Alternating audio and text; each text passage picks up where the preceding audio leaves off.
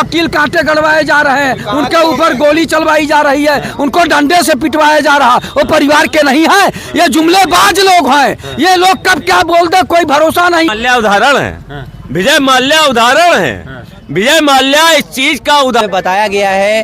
अमित शाह जी ने सीधा बताया है कि जो परिवारवादी पार्टियां हैं, जो परिवारवाद करती हैं, वो सन 2024 में चली जाएंगी। अब उनका जो खेल है वो ख़त्म होने वाला है। अब मोदी जी जो पूरे 140 करोड़ की जनता को अपना परिवार बना चुके हैं और सन 2024 में वो फिर से वापस आ रहे हैं। हम बात कर लेते हैं ज़मीन पर क्या हकीकत है। जो परिवारवादी पार्टियाँ हैं वो सच में जा रही हैं 24 में। माननीय महोदय जी, सबसे पहले मैं इलेक्ट्रॉनिक चैनल के माध्यम से आपको बधाई देना चाहता हूं कि आप सही पत्रकार हैं। और मेरा आपसे गुजारिश रहेगा कि जो भी मैं बोलूंगा आप आम जनमानस में दिखाने का कार्य करेंगे। मैं आपको महोदय बताए देना चाहता हूं, जो ये लोग परिवार की बात करते हैं कि हम परिवारवाद हैं, परिवारवाद के खिलाफ हैं, परिवारवाद के खिलाफ हैं। आदरणीय राजनाथ सिंह भारत सरकार में मिनिस्टर हैं और पंकज सिंह विधायक हैं। क्या ये परिवारवाद नहीं है? अमित शाह जी हैं और अमित शाह जी के जय शाह और महेश शाह CCI बोर्ड के सदस्य हैं। क्या ये परिवारवाद नहीं है? आदरणीय अनुप्रिया पटेल जी हैं, भारत सरकार में मंत्री हैं और आशीष पटेल जी प्रदेश में कैबिनेट मंत्री हैं। क्या ये परिवारवाद नहीं है? ओम प्रकाश राजभर जी अभी अभी कैबिनेट मंत्री बनाए गए हैं और यही संगठन की बात कर रहा हूँ, भारतीय जनता पार्टी, और उन्हीं के लड़के को लोकसभा का टिकट दिया गया है। क्या महोदय ये परिवारवाद नहीं है?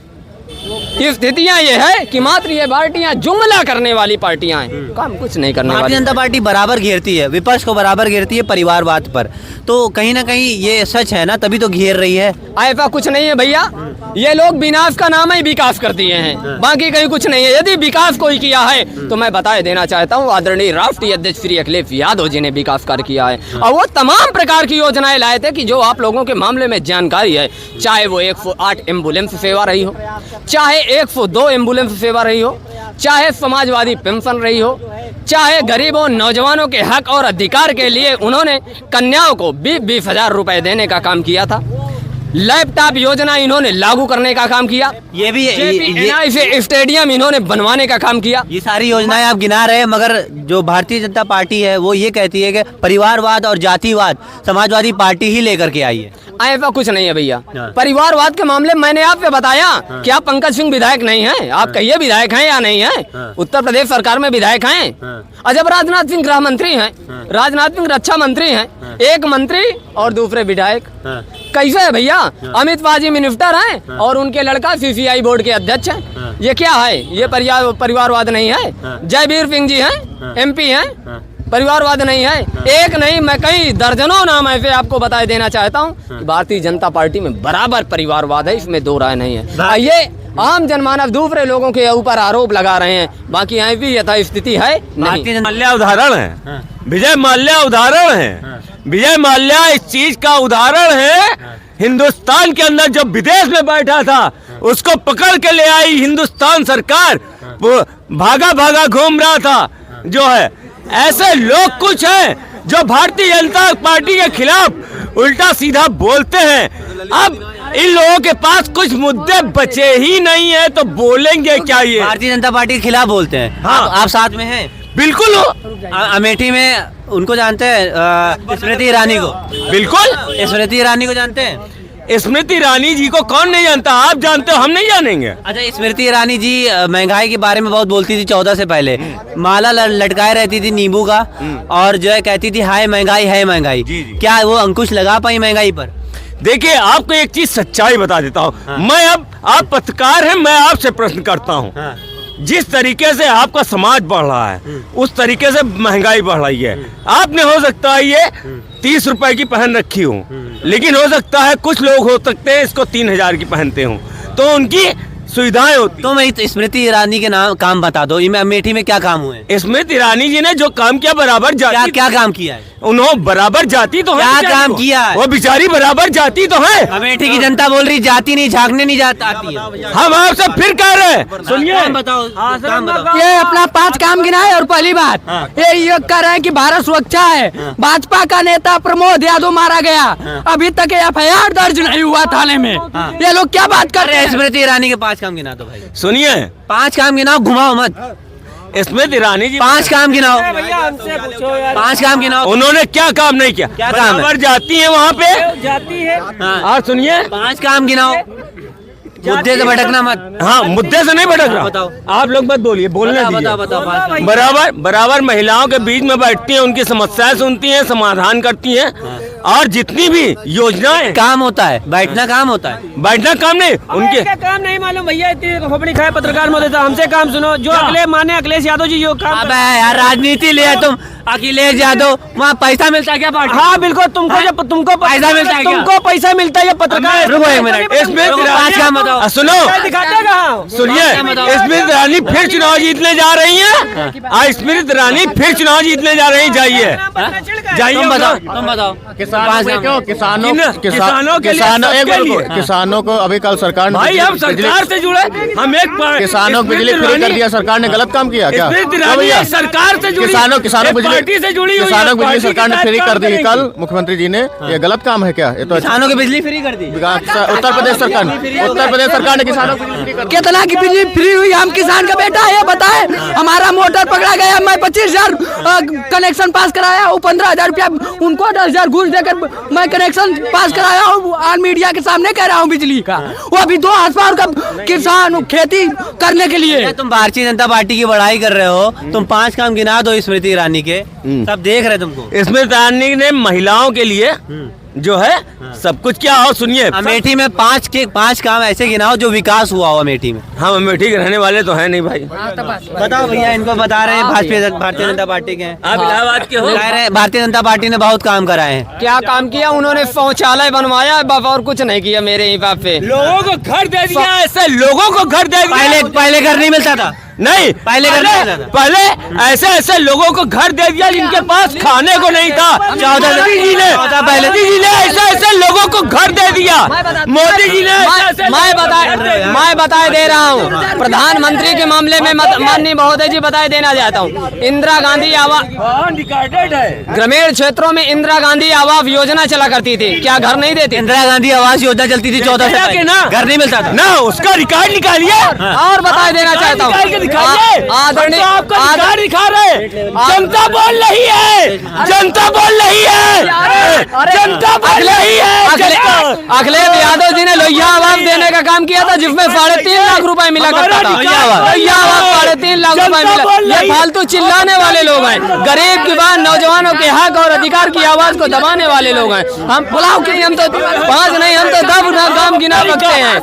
ये मात्र आवाज दबाने वाले लोग हैं, आवाज दबाने वाले लोग हैं बाप।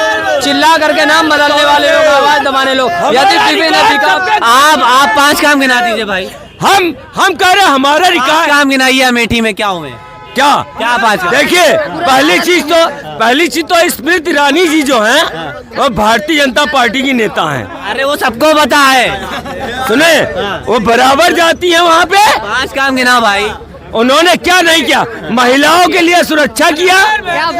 और सुनिए, जो हाथ रफ में हुआ यही आप गिना दीजिए। एम्स कॉलेज बना, ठीक, एम्स कॉलेज बना, जो फैक्ट्री बंद हो गई थी, सुने भाजपा सरकार आई तो चालू हुई। वहाँ की रोड जो जर्जर रोडें हुआ करती थी, आज की डेट में रोड देख लीजिए। और किसान सम्मान निधि देख लीजिए, और अन्य तमाम सम्मान निधि तो सबके लिए। अमेठी की बात, क्या अमेठी वहाँ देश से बाहर है क्या? अमेठी की बात, अमेठी देश से अमेठी में काश जो 5 विकास के काम हुए, विकास के काम में मतलब देश से बाहर अमेठी पहले नहीं मिलती थी किसान सम्मान निधि। कहाँ मिलती थी बताइए? बताइए। महोदय, इनको जानकारी ही नहीं है। अब मैं इनके मामले में क्या बता दूं? यही बराबर कहा करते थे, ये इतने ज्ञानी है, ये बराबर कह रहे थे कि हम 4.5 रुपए का गैस सिलेंडर देंगे। अभी राजस्थान का चुनाव था, मध्य प्रदेश का चुनाव था, यही कह रहे थे हम 4.5 रुपए में गैस सिलेंडर देंगे। क्या इन्होंने 4.5 रुपए में गैस सिलेंडर दिया? ये किसी ने विकास कार्य किया है तो खुल करके बता दूं, आदरणीय राष्ट्रीय अध्यक्ष श्री अखिलेश यादव जी ने विकास कार्य किया। वो बाजारी बंद हो गई, गैस की कालाबाजारी हो गई भैया। कालाबाजारी 4 रुपए सिलेंडर मिलता था, सुन लीजिए। कालाबाजारी बंद नहीं हुई। एक आदमी 24 घंटे खड़ा रहता था, 400 रुपए का सिलेंडर था। जिस टाइम पे 450 रुपए का सिलेंडर था, आज 900 का भले मिल रहा है, लेकिन सुकून से सिलेंडर घर पहुंच रहा है। 450 में घर नहीं मिलता था, 4 घंटे लाइन, महंगी नहीं लगती, 4 घंटे नहीं मिल रही। महंगाई अपनी जेब के लिए लग रही है, कोई महंगाई नहीं है। महंगाई नहीं है, मेहनत करो, मजदूरी करो, कोई खाने को नहीं दे रहा। महंगाई नहीं लग रही, नहीं, कोई महंगाई नहीं है। अरे बहुत महंगाई हो गई, कोई महंगाई नहीं है। महंगाई पर अंकुश नहीं लगा पा रही भारतीय जनता पार्टी। सुनिए मेरी बात, मैं एक सोशल से ड्राइवर हूँ, 18,000 रुपए सैलरी पाता हूँ, संपूर्ण परिवार से हूँ, बच्चे बड़े अच्छे तरीके से पल रहे हैं। 450 में भी सिलेंडर भरा रहा था, 900 रुपए में भी भरा रहा हूँ। 1100 जनता पार्टी में बराबर परिवारवाद है और बराबर परिवारवाद हो रहा है, फिर भी विपक्ष को घेरा जा रहा है। देखिए, भारतीय जनता पार्टी में परिवारवाद जानते हैं कहाँ है? यहाँ पे 140 करोड़ की जनता उनका परिवार है, और उस परिवार से कोई जो है, हर व्यक्ति जो है ये उम्मीद रखता है कि हम अपने परिश्रम से, मेहनत से और अपने जो है बुद्धि से हम जो है एक न एक दिन जो है किसी न किसी पद पे पहुंच करके जो है अपनी सेवा से जनता को हम और अधिक जो है सुविधा सुलभ बनाएंगे। जो है उनको, उनके जो डिमांड है उनको हम पूरा कर पाएंगे।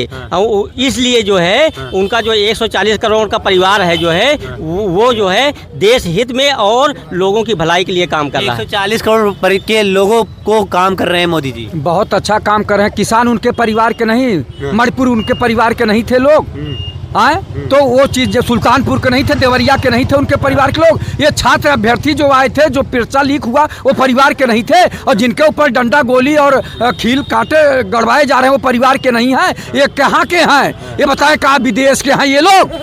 आदरणीय प्रधानमंत्री जी बताने का कष्ट करें कि क्या ये विदेश के हैं कि कहीं से उड़ के आए हैं यहाँ? उनके लिए जो कील कांटे गड़वाए जा रहे हैं, उनके ऊपर गोली चलवाई जा रही है, उनको डंडे से पिटवाया जा रहा, वो परिवार के नहीं है। ये जुमलेबाज लोग हैं। ये लोग कब क्या बोल दे कोई भरोसा नहीं है। ये लोग गरीबी, बेबसी, लाचारी को नहीं देख रहे हैं, ये लोग भ्रष्टाचार को नहीं देख रहे हैं। वही प्रधानमंत्री जी अभी कहे ना कुछ दिन पहले, मेरे ताब से मेरे अगल बगल कोई भ्रष्टाचारी बैठ नहीं सकता है। अजीत पवार और शुभेंद्र अधिकारी क्या हैं जिनको गलबहियां लगाए हैं? न वो जल रहे हैं, न आप जल रहे हैं। कौन सा ताप आपके अंदर है? आप जितने भ्रष्टाचारी अपराधी हैं उनको गले लगा रहे हैं, और सभी दलों के भ्रष्टाचारियों को अपने यहाँ बुला के उनको गंगा जल में नहवा धोवा के और साफ पाक कर रहे हैं। ये कहाँ का नहीं? यही राम राज है। राम राज में सबको समान शिक्षा का अधिकार देना चाहिए, वो तो दे नहीं रहे, बल्कि लोगों को प्रताड़ित किया जा रहा है। लोगों को ईडी सीबीआई से डरा धमका के अपने दल में लिया जा रहा है। जितने अपराधी हैं वो इस समय भाजपा में जा रहे हैं। आप देख लीजिए, आँख उठा के जितने हर प्रदेश के अपराधी भाजपा में आ रहे हैं, और इनको प्रश्रय कौन दे रहा है? भाजपा के संगठन के लोग, भाजपा के प्रधानमंत्री, भाजपा के माननीय मुख्यमंत्री जी क्या कहते हैं? उत्तर प्रदेश अपराध मुक्त, 0 टॉलरेंस। 75 जिले हैं, टॉप 10 आपराधिक सूची बनी है।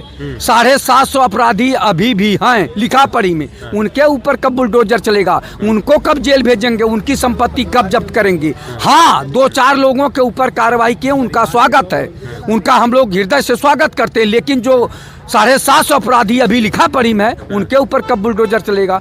और अगर अपराधी बाहर होते तो जौनपुर में अभी घटना हुई, अभी कल है शायद घटना हो गई कि किसी की हत्या हो गई, तो ये अपराधी है नहीं तो क्या है? ये साधु संत है क्या? साधु संत अपने बल्लम से चौंक दे रहे हैं क्या? त्रिशूल से चौंक दे रहे हैं? ऐसा तो है नहीं। अपराधी आज भी है, केवल ये लोग 0 टॉलरेंस की बात करते हैं। लॉ एंड ऑर्डर बहुत सख्त हो गया है, अब जो मुकदमे हैं वो तुरंत लिखे जा रहे हैं। कहाँ लिखे जा रहे हैं? सुनिए, तहसील में चले जाइए, लेखपाल से लेके एसडीएम तक भ्रष्टाचार में लिप्त है। थाने पे चले जाइए, चौकीदार से लेके थानेदार तक भ्रष्टाचार में लिप्त है। कहीं कोई न्याय नहीं मिल रहा है, आदमी परेशान है, जनता परेशान है। केवल कहने के लिए 0 टॉलरेंस, 0 टॉलरेंस। आपके चैनल पे और पेपरों में 0 टॉलरेंस आता है, जबकि अपराध बढ़ता जा रहा है, रोज अपराध हो रहे हैं और उस पर कोई गौर नहीं कर रहे हैं। सरकार केवल 0 टॉलरेंस एक नीति अपना लिए, 0 टॉलरेंस केवल कहती है, लेकिन उस पर अमल नहीं हो रहा। अगर ये होता तो मैं कहना चाहूँगा, मैं जीवन भर पूजा करूँगा माननीय मुख्यमंत्री जी का और माननीय प्रधानमंत्री जी की। सारे एमपी, सारे एमएलए, सारे आईएएस, आईपीएस, पीपीएस, पीसीएस की संपत्ति की जांच करा लें। ये कहाँ से आई?